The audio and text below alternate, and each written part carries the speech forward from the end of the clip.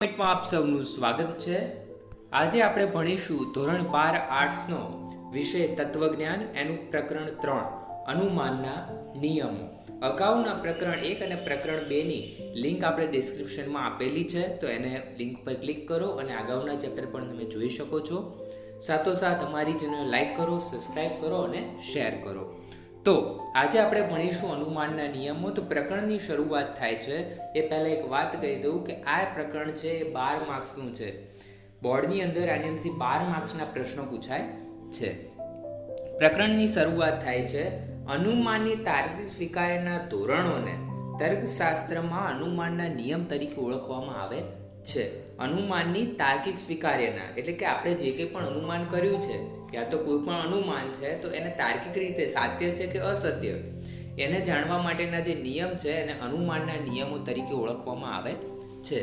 અનુમાનનો નિયમ એટલે શું? જો આપણે સાદી ભાષામાં જો સમજીએ તો અનુમાનના નિયમ એટલે એવા નિયમો કે જેના આધારે આપેલા આધાર વિધાન કે આધાર વિધાનોમાંથી ફલિત વિધાન તારવીને પ્રમાણભૂત દલીલ રચી શકાય, અથવા જેને આધારે અમુક દલીલ પ્રમાણભૂત છે કે અપ્રમાણભૂત એ સાબિત કરી શકાય.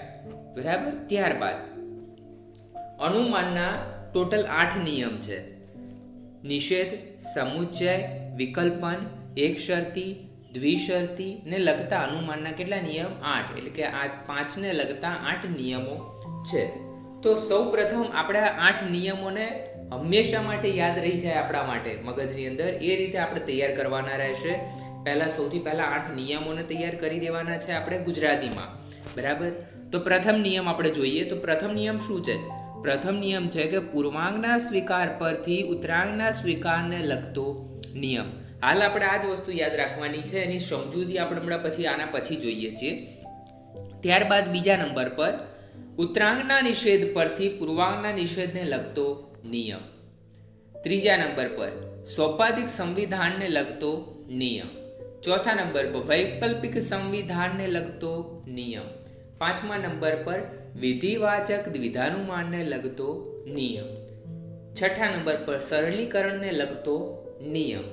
સાતમા નંબર પર સમુચ્ચયને લગતો નિયમ.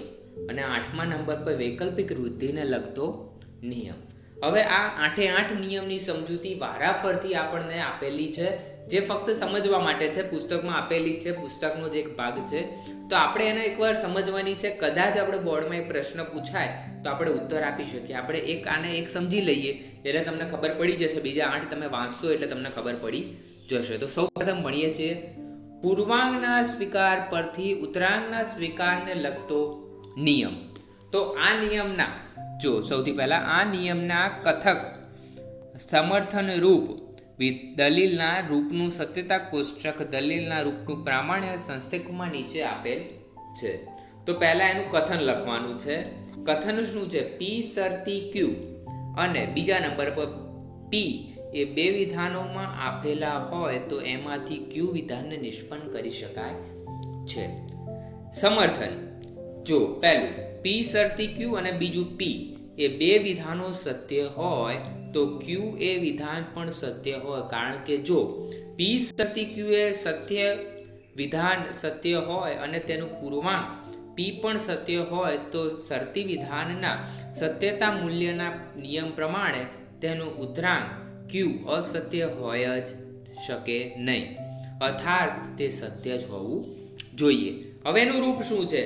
આથી પૂર્વાંગના સ્વીકાર પરથી ઉત્તરાંગના સ્વીકારને લગતો નિયમ જણાવે છે કે નીચેનો રૂપ ધરાવતી કોઈ પણ દલીલ હંમેશા પ્રમાણભૂત હોય છે. તો આ એનું રૂપ બનશે પી શરતી ક્યુ, પી તેથી ક્યુ. ત્યારબાદ એનો હવે જોઈશું સત્યતા કોષ્ટક. તો હવે સત્યતા કોષ્ટક જે આપણે અગાઉ ભણ્યા હતા પી શરતી ક્યુનો જે આપણે કોષ્ટક છે એનો એ જ કોષ્ટક છે. પહેલો પીનો સ્તંભ બનાવો, બીજો ક્યુનો સ્તંભ બનાવો, પી શરતી ક્યુ, આ બંનેને શરતી સાથે સરખાવો. બરાબર. ત્યારબાદ બીજું વિધાન પી, બરાબર, આધાર વિધાન, અને ત્યારબાદ ફલિત વિધાન. બરાબર. પી તો પીનો કોષ્ટક સીધો જ અહીંયા મૂકવાનો રહેશે આપણે. તો ચલો ત્યારબાદ દલીલનું પ્રામાણ્ય આપણે જોવાનું છે. તો દલીલનું પ્રામાણ્ય શું છે? ઉપરના સત્યતા કોષ્ટકમાં આધાર વિધાનની બધી હરોળો જોતા એ સ્પષ્ટ થાય છે કે કેવળ પહેલી હરોળમાં જ બંને આધાર વિધાનો સત્ય છે અને આ હરોળમાં ફલિત વિધાન પણ સત્ય છે. જ્યારે આધાર વિધાનો સત્ય હોય ત્યારે તેનું ફલિત વિધાન અસત્ય હોય. એવું એક પણ સ્થાનાપત્તિ નિદર્શન આ રૂપમાં પ્રાપ્ત થતું નથી.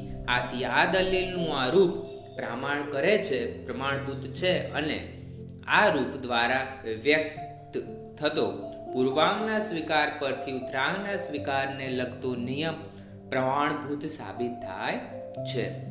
સંક્ષેપમાં જો જોઈએ તો આ નિયમને લેટિન ભાષામાં મોડેક્યુઅસ પોનેડિયો પોનિસ કહે છે, જેને આપણે શું કહે છે ટૂંકમાં એમપીના નિયમ તરીકે ઓળખીએ છીએ. હવે તમારે આ જે હતું આપણે ફક્ત સમજવા માટે કર્યું છે. તમે વારાફરતી એક વખત વાંચી જઈ શકો છો અને સમજી શકો છો. બરાબર, આપણે ફક્ત વાંચશો એટલે ખબર પડી જશે. આગળના ચેપ્ટરોમાં આપણે કોષ્ટકને બધું જ ભણી ચૂક્યા છીએ. બરાબર, ત્યારબાદ જો અહીંયા બીજા નંબરનો નિયમ છે ઉત્તરાંગના નિષેધ પરથી પૂર્વાંગના નિષેધને લગતો નિયમ. તો તમે આને ઘડીક સ્ટોપ કરીને અહીંયા તમે વાંચી શકો છો. તમને જો કોઈ વસ્તુની ખબર ન પડે તો તમે અંદર કોમેન્ટ લખી શકો છો અને મને કોમેન્ટમાં જણાવી શકો છો કે અમને આ વસ્તુની ખબર પડતી નથી. તો કોમેન્ટમાં આપણે એનો આન્સર આપીશું. ત્યારબાદ જો એનો સત્યતા કોષ્ટક મૂલ્ય જુઓ. બરાબર, ત્યારબાદ દલીલનું પ્રામાણ્ય અને ત્યારબાદ સંક્ષેપ. ત્યારબાદ ત્રીજા નંબર પર સૌપાધિક સંવિધાનને લગતો નિયમ. સૌપાધિક સંવિધાનને લગતા નિયમમાં કથન વાંચો, સમર્થન વાંચો, એનું રૂપ વાંચો. ત્યારબાદ એનું સત્યતા કોષ્ટક આવશે, દલીલના રૂપનું પ્રામાણ્ય અને સંક્ષેપ. ત્યારબાદ ચોથા નંબર પર વૈકલ્પિક સંવિધાનને લગતો નિયમ. આ આપણે નિયમ જે આ બધા નિયમો આપણે વાંચીએ છીએ એ શેના માટે વાંચીએ છીએ કે કદાચ પરીક્ષામાં કોઈ વસ્તુ પૂછાઈ જાય તો તમને જાણ હોય એના માટે. બરાબર, પરીક્ષાની અંદર આખું એનું પૂછાતું નથી, પણ ક્યારેક શું એનું રૂપ તમને પૂછી લે છે, ક્યારેક તમે એમનું કથન પૂછી લે છે ટૂંકા પ્રશ્નોની અંદર. તો એના માટે આ વાંચવું જરૂરી છે. ત્યારબાદ એનું દલીલના રૂપનું સત્યતા કોષ્ટક જુઓ. ત્યારબાદ દલીલના રૂપનું પ્રામાણ્ય જુઓ, સંક્ષેપ વાંચી લો. બરાબર, ત્યારબાદ હવે પાંચમા વિધિવાચક વિધાનુમાનને લગતા નિયમ વાંચો. એમાં કથન છે, સમર્થન છે, રૂપ છે. ત્યારબાદ એનું સત્યતા કોષ્ટક ખૂબ મોટું છે એટલે ખબર પડી જ જાય એવું છે. 4 વિધાનો છે. બરાબર, 2⁴ એટલે કેટલા થાય? 16. બરાબર, તો 16 છે, 16ના અડધા કરો તો પહેલામાં 8T આવશે જુઓ, અને અહીંયા 8F આવશે. પછી એના પણ અડધા કરો તો અહીંયા 4T 4F 4T 4F, એના પણ અડધા 2T 2F 2T 2F. ત્યારબાદ એના પણ અડધા TF TF TF. આ મુજબ કોષ્ટક બનાવેલું છે. ત્યારબાદ દલીલનું રૂપ વાંચો.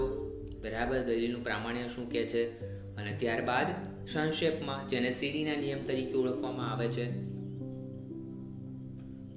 ત્યારબાદ આપણે ભણીશું સરળીકરણને લગતો નિયમ, જેને આપણે શિંકનો નિયમ કહીએ છીએ. બરાબર, તેનું કથન વાંચો, સમર્થન વાંચો, રૂપ વાંચો. બરાબર, ત્યારબાદ એનું અહીંયા દલીલનું પ્રામાણ્ય બતાવેલું છે, સંક્ષેપ આપેલું છે જેને શિંકના નિયમ તરીકે ઓળખવામાં આવે છે. ત્યારબાદ 7મા નંબર પર તમે જુઓ સમુચ્ચયને લગતો નિયમ છે. તો કથન જુઓ, એનું સમર્થન વાંચો, રૂપ વાંચો. બરાબર, ત્યારબાદ એનું સત્યતા કોષ્ટક વાંચો, દલીલના રૂપનું પ્રામાણ્ય વાંચો અને ત્યારબાદ સંક્ષેપ વાંચો, જેને આપણે કોંજના નિયમ તરીકે ઓળખીએ છીએ. આપણે સમુચ્ચયને લગતો નિયમ જે હોય એને આપણે કોંજના નિયમના તરીકે ઓળખીએ છીએ. 8મું વૈકલ્પિક વૃદ્ધિને લગતો નિયમ.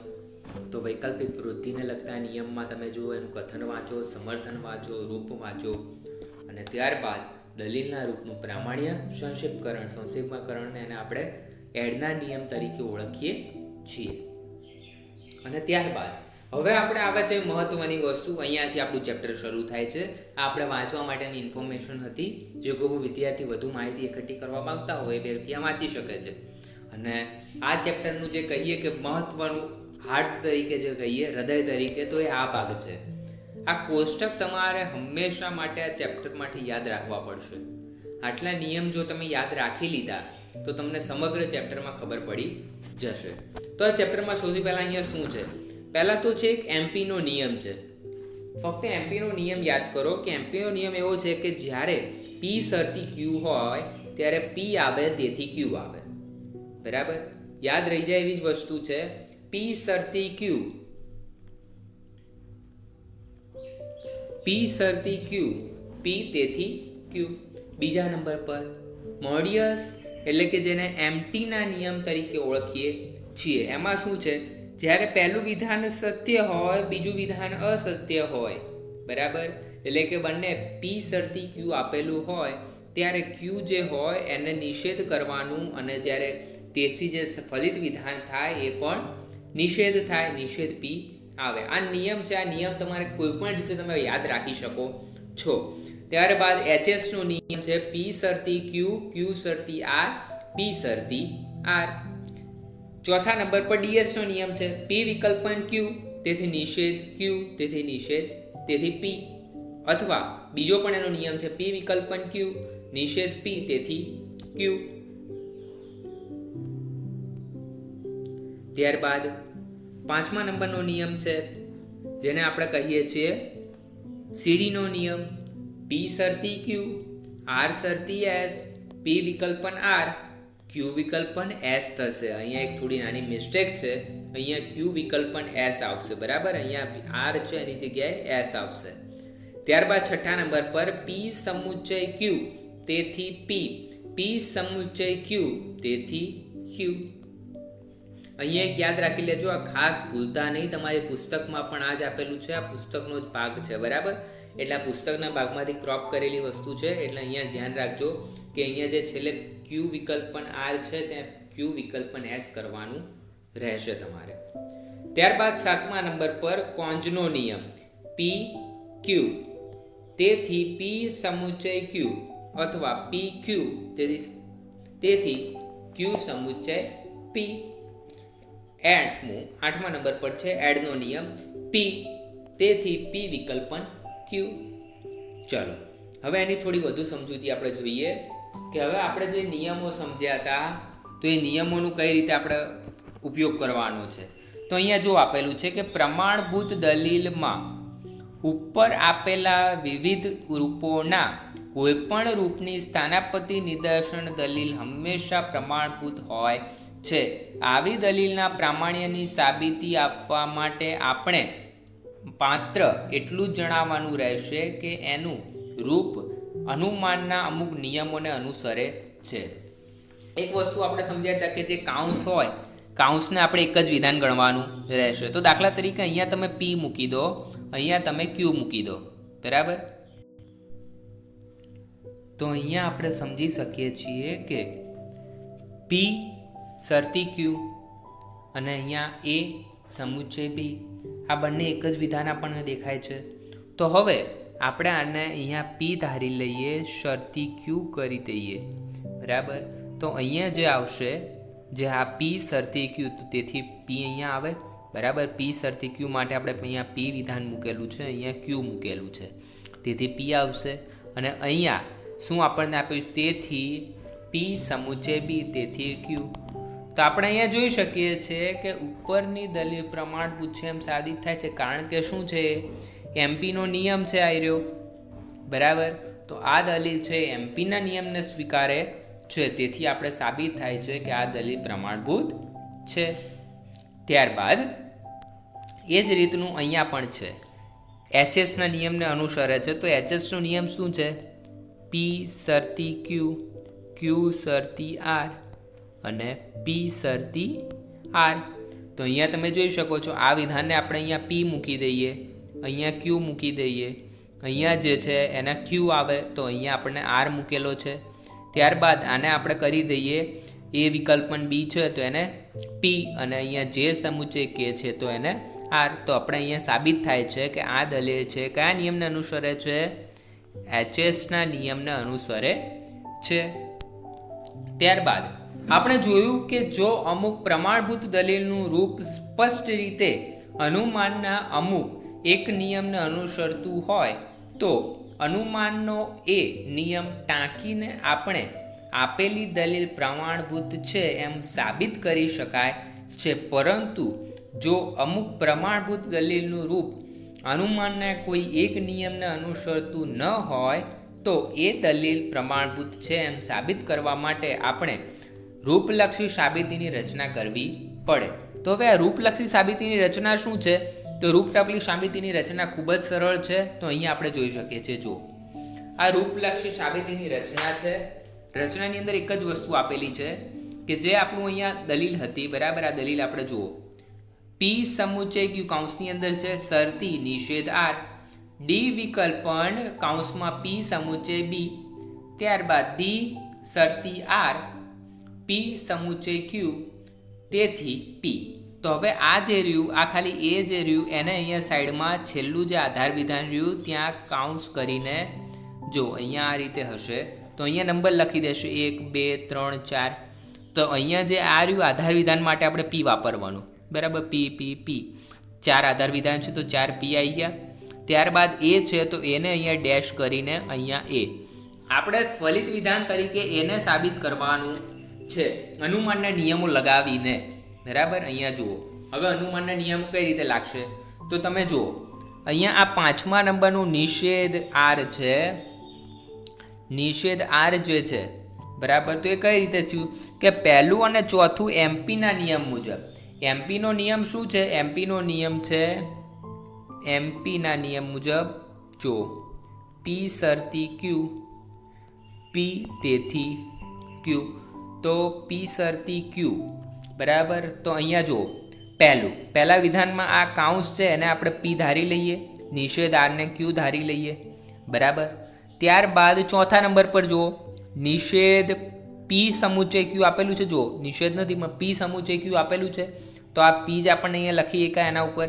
અને અહીંયા જુઓ, ફલિત વિધાન તરીકે અહીંયા ક્યુ સાબિત થાય છે. જોઈ શકો છો, તમારે જુદા જુદા નિયમોને સાબિત કરવાના રહેશે. આ રીતે તમને આટલા સુધી આપેલું હશે, અહીંયાથી તમારે લખવાની શરૂઆત કરવાની રહેશે. તો આપણને હવે ખબર પડી કે એમપીનો નિયમ કેમ લાગ્યો. એમપીનો નિયમ આ મુજબ લાગ્યો કે પહેલું અને ચોથું આ બંને એમપીના નિયમને અનુસરે છે, તેથી એમપીના નિયમ મુજબ ક્યુ શું આવવું જોઈએ? ફલિત વિધાન તરીકે ક્યુ આવવું જોઈએ. તો ક્યુ વિધાન આપણે કરીને અહીંયા લખી દીધું કે પહેલું અને ચોથું એમપીના નિયમને અનુસરે છે. ત્યારબાદ હવે 5મા નંબર પછી 6ઠ્ઠા નંબર પર જુઓ, નિષેધ ડી આપેલું છે. શું આપેલું છે? નિષેધ ડી.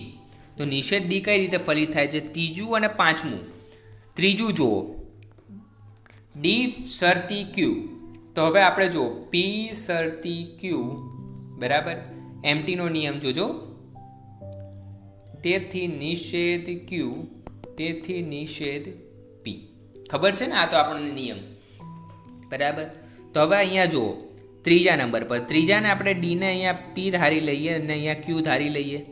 ત્યારબાદ 5મા નંબર પર નિષેધ આર, તો નિષેધ ક્યુ સમજી લઈએ અને અહીંયા નિષેધ ડી. ખબર પડી? અહીંયા પી સાદું હોય તો અહીંયા કેવું કરી દેવું પડે?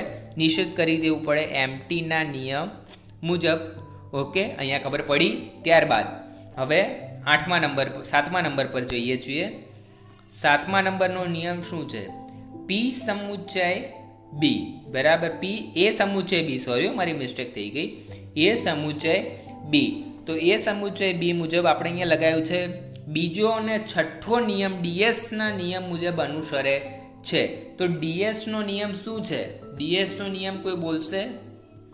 બરાબર. તો ડીએસનો નિયમ આપણે આવે છે કે પી વિકલ્પન ક્યુ, અહીંયા નિષેધ ક્યુ પણ ચાલે અને અહીંયા નિષેધ પી પણ ચાલે, બરાબર. તેથી પી, તેથી ક્યુ.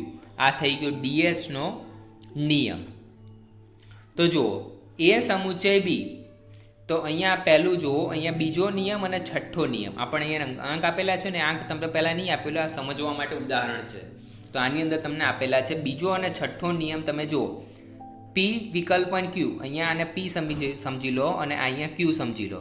અને છઠ્ઠા નંબર પર અહીંયા નિષેધ ડી, બરાબર. તો એને ક્યુ સમજી લો તો અહીંયા ક્યુ નિષેધ થયો, બરાબર. એટલે કે અહીંયા પી નિષેધ સમજી લો, બરાબર. ફરી વાર સમજીએ. જુઓ, બીજો અને છઠ્ઠો, બીજું અને છઠ્ઠો નિયમ શું હતો? પી વિકલ્પન ક્યુ, તેથી નિષેધ પી, તેથી ક્યુ, બરાબર. કયો નિયમ? ડીએસનો નિયમ, બરાબર. તો હવે આપણે શું નિષ્પન્ન થાય? એ વિકલ્પન ક્યુ, નિષેધ પી, તેથી ક્યુમાંથી નિષ્પન્ન થાય છે કે બે અને 6 એના ડીએસનો નિયમ જો અનુસરીએ તો એનો જવાબ શું આવે? એ સમુચ્ચય બી બરાબર ક્યુ જવાબ આવે ને બરાબર. તો ક્યુ આમાં શું છે? આને પી, અહીંયા ક્યુ અને અહીંયા નિષેધ પી, તેથી ક્યુ બરાબર. આ જે છે તેથી ક્યુનો જવાબ છે. અને હવે છેલ્લું આપણે અહીંયા પૂરું થાય છે 8મા નંબર પર એ. તો એનો નિયમ તમે જોઈ શકો છો શું છે? 7 સિમ્પ. સિમ્પનો નિયમ શું છે? 7 સિમ્પનો નિયમ. તો સિમ્પનો નિયમ આપણને ખબર છે કે એ સમુચ્ચય ક્યુ તેથી પી, અથવા તો તમે તેથી ક્યુ લગાવી શકો. શેનો નિયમ છે? સિમ્પનો. આ વસ્તુને સમજવા માટે એક ખાસ વસ્તુ જરૂરી છે કે તમને આજે આપણે આગળ જે છે સમજ્યા એના કોષ્ટક તમને આવડવા જોઈએ. જો તમે કોષ્ટક આવડે તો જ તમને આખું આવડી શકે બરાબર. આના માટે ખાસ જરૂરી છે આ કોષ્ટક. એના સિવાય તમને બીજું કંઈ પણ તમે સમજી શકો નહીં. એટલે ખાસ આ કોષ્ટક તૈયાર કરી દેવા. એ 7મું સિમ્પ બરાબર. આ 7ને અહીંયા છે, 7ને અહીંયા એ બી છે, એની જગ્યાએ પી ક્યુ સમજી લો. સમુચ્ચય તો છે જ વચ્ચે, તેથી આપણે અહીંયા મૂકી દીધું પી, એટલે આપણને જવાબ મળી ગયો 7મું સિમ્પ. તેથી આ દલીલ પ્રમાણભૂત છે બરાબર. શું છે? પ્રમાણભૂત. ઓકે, ચલો હવે આપણે બીજી એક વસ્તુ છે, રૂપલક્ષી સાબિતીની વ્યાખ્યા શું છે?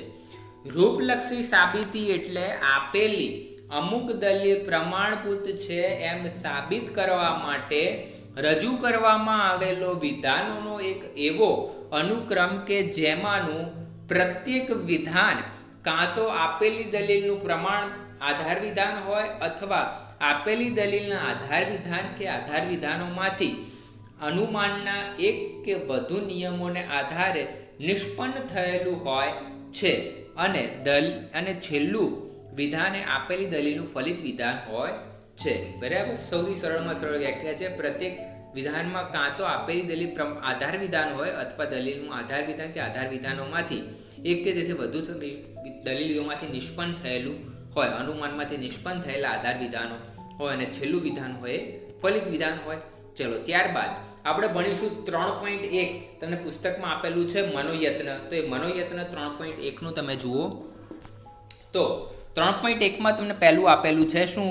તો કે નીચે આપેલી દલીલો અનુમાનના કયા નિયમ મુજબ પ્રમાણભૂત રૂપનું સ્થાનાપતિ નિદર્શન છે તે લખો.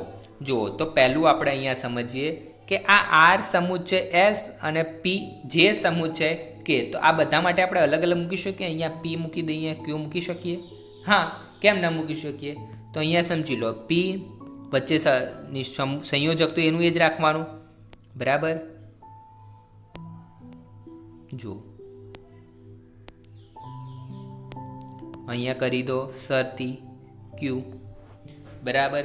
હવે અહીંયા આર શરતી એસને આપણે અહીંયા પી બરાબર કરી શકીએ બરાબર. એકનું એક વિધાન ફરીવાર આવ્યું એટલે એને પી મૂકી દો. ત્યારબાદ તેથી આપણને જવાબ મળે છે જે સમુચ્ચય કે જે સમુચ્ચય એટલે આપણે અહીંયા ક્યુ ધાર્યું છે તો અહીંયા થઈ ગયું ક્યુ. તો હવે તમે સમજી શકો છો કે તમે લખી શકો કે આ દલીલ રહી એ કયા નિયમને અનુસરે છે? એમપીનો જે નિયમ છે એને અનુસરે છે. તમે એમપીનો નિયમ જોઈ શકો છો તો તમને આ એમપીનો નિયમ ખબર પડશે બરાબર. તો તમારે નીચે લખી દેવાનું ઉત્તર તરીકે કે આ દલીલ જે છે તે એમપીના નિયમને અનુસરે છે બરાબર. ત્યારબાદ બીજા નંબર પર આપણે કરીએ છીએ. બીજા નંબર પર ક્યુ વિકલ્પન ઝેડ છે એને પી ધારી લો, અહીંયા ક્યુ ધારી લો. વાય સમુચ્ચય ઝેડને વાય સમુચ્ચય ઝેડ ફરીવાર આવે છે એટલે ક્યુ કરી દો. ટી સમુચ્ચય ડબલ્યુ આ એક નવું આવ્યું બરાબર એટલે આપણે એને આર ધારી લો. અહીંયા ફરીવાર પાછું એનું એ જ આવ્યું તો પી અને તેથી આર. તો હવે આપણે શું કરીશું? પી શરતી ક્યુ બરાબર, ક્યુ શરતી આર, પી શરતી આર. તો હવે આપણને ખબર પડે છે કે આ દલીલ જે છે એ એચએસનો નિયમ તમે જોશો તો એચએસનો નિયમ આ મુજબનો હશે બરાબર. તો આ દલીલ જે છે એચએસના નિયમને અનુસરે છે. તો અહીંયા આપણું એરું પૂરું થઈ ગયું બરાબર. પ્રશ્ન 1. હવે આપણે જઈએ છીએ પ્રશ્ન 2. તો પ્રશ્ન 2 જયા પહેલાં તમને એક વાત કહું કે આના જેટલા પણ તમને ઉદાહરણો બીજા આપેલા છે તે ઉદાહરણો તમારે જાતે કરવાના રહેશે, તો જ તમને આગળ વસ્તુની ખબર પડશે. બરાબર. હવે અહીંયા ખાલી જગ્યાઓ આપેલી છે. બરાબર. તો જુઓ ખાલી જગ્યા કઈ રીતે છે, આપણે 2 ખાલી જગ્યા સમજીએ છીએ અને આ બીજી 2 ખાલી જગ્યાઓ તમારે જાતે કરવાની રહેશે. બરાબર. ઓકે, ચલો. તો પહેલી ખાલી જગ્યા, જેને આપણે ધારી લો P અને આ K સમુચ્ચય R જે છે એને આપણે ધારી લો Q. બરાબર. તો હવે P શરતીનો તો વચ્ચે ચિહ્ન છે જ, Q અહીંયા છે નિષેધ J. હવે તમે નિયમો જુઓ કે કયા નિયમમાં સમુચ્ચય એટલે કે જવાબ તરીકે એનો જવાબ નિષેધમાં આવે છે. બરાબર. આપણે અહીંયા નિષેધ કર્યું તો જેના માટે આપણે શું મૂક્યું હતું, P, તો અહીંયા શું આવી જાય, નિષેધ P આવી જાય. તો એવો તો શું જવાબ આવે છે, તો નિષેધ P આમાં આવે જવાબ. તો એક જ જવાબ આવે બીજા નંબર પર એમ્પ્ટીના નિયમમાં. તો એમ્પ્ટીનો નિયમ શું છે, P શરતી Q નિષેધ Q તેથી નિષેધ P. તો હવે નિષેધ Q શું આવે, તો આ Q મૂક્યો આપણે આના માટે, તો આના માટે આપણે કરી દેવાનું નિષેધ Q. તો અહીંયા સીધું જ લખી દેવાનું નિષેધ, અહીંયા સીધું જ કરી દેવાનું નિષેધ Q, એટલે કે નિષેધ Q બરાબર જે સમુચ્ચય R. બરાબર. એટલે કે આ નિયમ કયો થઈ ગયો, એમ્પ્ટીનો નિયમ થઈ ગયો, P શરતી Q નિષેધ Q તેથી P નિષેધ P. બરાબર. આ થઈ ગયો તો આપણો એમ્પ્ટીનો નિયમ. બરાબર. તમારે નિયમો જોવાના છે એટલે તમને ખબર પડી જશે. ત્યારબાદ બીજા નંબરનું જે વિકલ્પન, એટલે જેના માટે P મૂકી દો. તમારે સૌથી પહેલાં જે દલીલો દેખાય ને દલીલમાં પહેલાં વિધાનો જ મૂકી દેવાના અલગ અલગ. અહીંયા કૌંસ છે. બરાબર. તો અહીંયા Q મૂકી દો. તો P વિકલ્પન Q વચ્ચે ખાલી જગ્યા મૂકી દો તેથી જે એટલે કે P. એવો તો શેમાં આવે છે કે જેનું આધાર વિધાન P વિકલ્પન Q હોય અને એનું ફલિત વિધાન જે આવે. જુઓ તો તમે. બરાબર. જો તમે જોશો તો તમને ખબર પડશે કે ડીએસનો જે નિયમ છે તો ડીએસનો નિયમ એવો જ છે, P વિકલ્પન Q નિષેધ Q તેથી P. તો આપણે શું કરવાનું છે આમાં, ફક્ત અહીંયા જે છે અહીંયા નિષેધ K સમુચ્ચય R કરી દેવાનું છે. બરાબર. એટલે અહીંયા આપણી આ દલીલ પૂરી. હવે તમે આની અંદર જોઈ શકો છો. બરાબર. તમારે આ બધા જાતે પૂરા કરવાના છે. ઓકે. હવે તમને સમજણ ન પડે તો તમે કોમેન્ટમાં મને લખી શકો છો. બરાબર. ત્યારબાદ ત્રીજા નંબર પર નીચેની રૂપલક્ષી સાબિતીમાંથી ખાલી જગ્યા પૂરો. જો હવે મેં આગળ તમને કીધું હતું કઈ રીતની ખાલી જગ્યા આવશે, તો આ રીતની તમારે ખાલી જગ્યાઓ આવશે. બરાબર. તો આ મુજબની ખાલી જગ્યા કઈ રીતે તમારે પૂરવાની, તો તમને આટલું આપેલું હોય તો તમારે જોવાનું પહેલાં કે આ જે શરતી કે એ ક્યાં આપેલું છે, પહેલાંની અંદર આપેલું છે. તો પહેલાંને અને આને કંઈક એવો સંબંધ નીકળે. બરાબર. 100% એને ક્યાંક કનેક્શન હોય. બરાબર. તો તમે આને બંનેમાંથી કોઈને એકને છૂટું પાડો, એટલે કે આને તમે આની અંદરથી છૂટું પાડી દો તો તમને આયરો જવાબ મળશે. બરાબર. તો એ કઈ રીતે છૂટું પડે, તો તમે જુઓ સિમ્પનો નિયમ જોશો તો સિમ્પનો નિયમ છે P સમુચ્ચય Q તેથી P.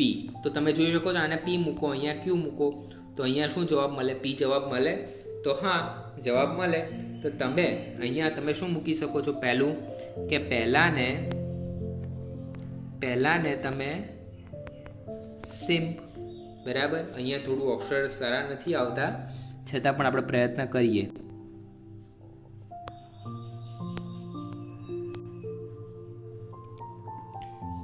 પહેલું સિમ્પ. ત્યારબાદ ત્રીજા નંબર પર હવે તમે જુઓ. બરાબર. આપણે બીજા નંબરનું અહીંયા પૂરું કર્યું, આપણે ત્રીજા નંબરનું પૂરું કર્યું. અહીંયા ત્રીજા નંબર પર લખવાનું રહેશે. બરાબર. કે આપણે જોયું કે એક સિમ્પ. હવે આપણે જુઓ ત્રીજા નંબર પરનું પૂરું કર્યું. હવે આવીએ છીએ ચોથા નંબર પર. ચોથો નંબરનું જુઓ તો આપણને આપેલું છે જે.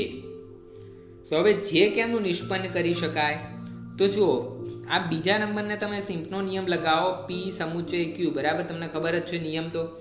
તો એ જો નિયમ લગાવો તમે તો તમને ખબર પડે કે આનો જે છે બીજા નંબરને સિમ્પ તમે કરો, બરાબર, તો તમને અહીંયા જે જવાબ મળે, બરાબર. ત્યારબાદ જો આપણે અહીંયા જેને સાફ કરીએ છીએ તો અહીંયા સીધું જ લખી દો, અહીંયા જેમાં બીજા નંબરમાં સિમ્પ, બરાબર. અહીંયા સીધો જ નિયમ, બરાબર. આ નિયમ કોને? એકને. ત્યારબાદ કે, તો કે ક્યારે આવશે કે જો અહીંયા તમે આ નિયમ છે અને આ નિયમ છે, જે શરતી કે, જે તેથી ક્યુ કે તમારે આવી શકે, એટલે કે પી શરતી ક્યુ, પી તેથી ક્યુ, તો એ કયો નિયમ હતો? તો ત્રીજું અને ચોથાને જો તમે એમપીનો નિયમ લગાવો તો તમારે વિધાન બને આવ્યું, બરાબર. છઠ્ઠા નંબર પર તમે જુઓ એલ શરતી એમ, બરાબર. એલ શરતી એમ છે તો એ કઈ રીતે નિષ્પન્ન કરી શકાય? તો જુઓ આની અંદર તમે એલ શરતી એમ, બરાબર, એને કઈ રીતે નિષ્પન્ન કરી શકો કે પહેલાને ફરી વાર તમે સિમ્પ કરો તો તમને આયરો જવાબ મળી શકે. તો પહેલું સિમ્પ. હવે તમે સાતમા નંબરને જુઓ એલ, ફક્ત એલ આપેલું છે, બરાબર, સાતમા નંબર પર. તો હવે તમે બીજા નંબરનો નિયમ તમે રહ્યો એને સિમ્પ કરો તો તમને બીજા નંબર પર સિમ્પ કર્યા પછી તમને એલ જવાબ મળે. અને આઠમા નંબર પર તમને એમ, એલ એમ, બરાબર. એલ એમનો તમે જો નિયમ કરો તો તમને આઠમા નંબર પર છઠ્ઠું અને સાતમું, બરાબર, આ બંનેને તમે જો એમપીનો નિયમ લગાવો છઠ્ઠું અને સાતમામાં, બરાબર, તો તમને શું જવાબ મળે? આયરો જવાબ મળે છઠ્ઠું અને સાતમું, બરાબર. છઠ્ઠું સાતમું જો કરો તો તમને કયો મળે? 6 7, તો એમપી, બરાબર, 6 અને 7. અને અહીંયા છેલ્લે એલ કે સમુચ્ચય એમ, તો આપણને કે અલગ મળી ગયો છે અહીંયા, અને અહીંયા એમ મળી ગયો. તો હવે કે એટલે કે 5 નંબર અને એમ એટલે કે 8 નંબર. હવે 5 અને 8 નંબરને તમે કોંજ કરો તો તમને અહીંયા તમારી આ દલીલની સાબિતી પૂરી થઈ જાય, બરાબર. ચલો, ત્યારબાદ આની રચના તમારે જાતે કરવાની રહેશે. તમારે આના જવાબ છે તમારે કોમેન્ટમાં મને આપવાનો છે. જો સાચો હશે તો હું તમને યસ આપીશ અને ખોટો હશે તો તમને નો કહીશ, બરાબર. ચલો, અહીંયા આવ્યા ફરીવાર નિયમ છે. આ નિયમ ફરીવાર વાંચવા હોય, લખવા હોય તો બુકની અંદરથી લખી શકો છો અને આની અંદરથી પણ તમે લખી શકો છો. હવે આયરી જે દલીલ તમને ઘણીવાર આવી રીતે રૂપલખી સાબિતીની રચના કરવામાં આવે છે. તો હવે જો આની અંદર શું કરવાનું છે? સીધું જ તમારે લગાવી દેવાનું છે. કશું સરળમાં સરળ છે, તેથી આપેલું છે એટલે તમારે પી શરતી ક્યુ અહીંયા 1 નંબર કરવાનો, અહીંયા કરી દેવાનું એની સામે પી, આધાર વિધાન છે. બીજા નંબર પર પી સમુચ્ચય નિષેધ ક્યુ, પી મૂકી દો. ત્રીજા નંબર પર કંઈ જ નહીં આવે, બરાબર. અહીંયા સીધું ત્રીજા નંબર પર શું છે? ફલિત વિધાન છે, તો અહીંયા ડેશ કરીને ક્યુ સમુચ્ચયનું સિગ્નલ ખોટું પડ્યું હતું, સમુચ્ચય પી, બરાબર. અહીંયા સીધું જ થઈ જશે. હવે તમારે સાબિતીની રચના કરતાં તો તમને આવડે જ, બરાબર. જાતે 5 6 7 આ રીતે તમારે જે રીતે જેટલા હોય આંકડા એટલા મૂકી દેવાના. તમારો છેલ્લો જવાબ જે સમુચ્ચય નિષેધ પી આવવો જોઈએ. તો હવે જે સમુચ્ચય નિષેધ પી કઈ રીતે આપણે આવે? તો એ માટેની મુજબની રચના તમે જો જુઓ તો તમને ખબર પડશે.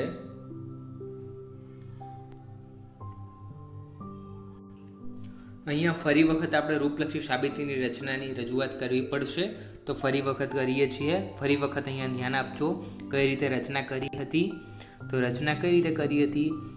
પી એટલે કે પહેલું 1 નંબર તરીકે પી શરતી ક્યુ, તેથી પી. બીજું આધાર વિધાન શું છે? પી સમુચ્ચય નિષેધ ક્યુ, પી અહીંયા ક્રોસ કરીને, તેથી જે ક્યુ સમુચ્ચય નિષેધ પી, બરાબર. તો એનો હવે તમે ત્રીજા નંબરની તમે જો બનાવવું હોય તમારે તો કઈ રીતે બનાવવાનું? તો તમે જોઈ શકો છો કે આપણે બીજા નંબરનું છે એને જ આપણે અહીંયા કંઈક બનશે, બરાબર. બીજા નંબરનું જો અહીંયા આપણે સિમ્પ લઈએ, બરાબર. પીને આપણે બીજા નંબર મુજબ આપણે અહીંયા સિમ્પનો નિયમ લગાવીએ,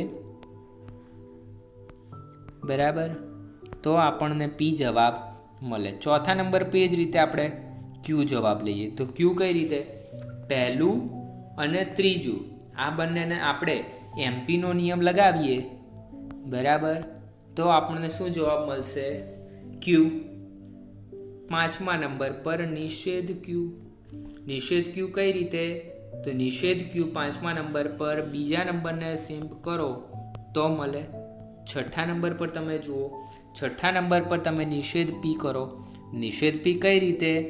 તો જુઓ, નિષેધ પી તમે જુઓ પહેલું અને પાંચમું, બરાબર, પહેલું અને પાંચમું ને તમે એમટીનો નિયમ લગાવો તો તમને શું જવાબ મળે? નિષેધ ક્યુ મળે. કઈ રીતે? એમટીનો નિયમ છે પી શરતી ક્યુ, નિષેધ ક્યુ, તેથી નિષેધ પી, બરાબર, નિષેધ ક્યુ, તેથી પી. હવે સાતમા નંબર પર હવે તમને ખબર પડી જશે કે હવે આપણે શું જવાબ લાવવાનો છે?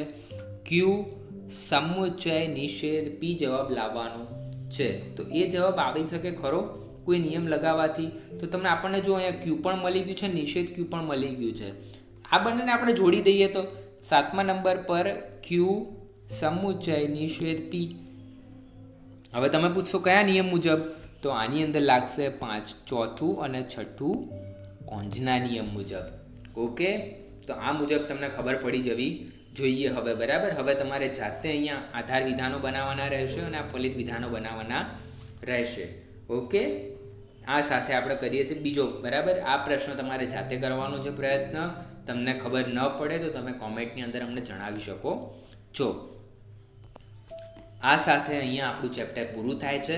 આપ સૌનો ખૂબ ખૂબ આભાર. આ સાથે અમારી સ્ટડી પોઈન્ટ ચેનલને સબસ્ક્રાઈબ કરી નાખો, જેથી તમને વધુમાં વધુ ધોરણ 12 આર્ટ્સને લગતા વધુમાં વધુ તમને વિડીયો મળતા રહે. સાથે સાથે અમારી ચેનલને લાઈક કરો, શેર કરો, બરાબર, અને સાથોસાથ બીજા વ્યક્તિઓને પણ આના વિશે જણાવતા રહો. Thank you so much.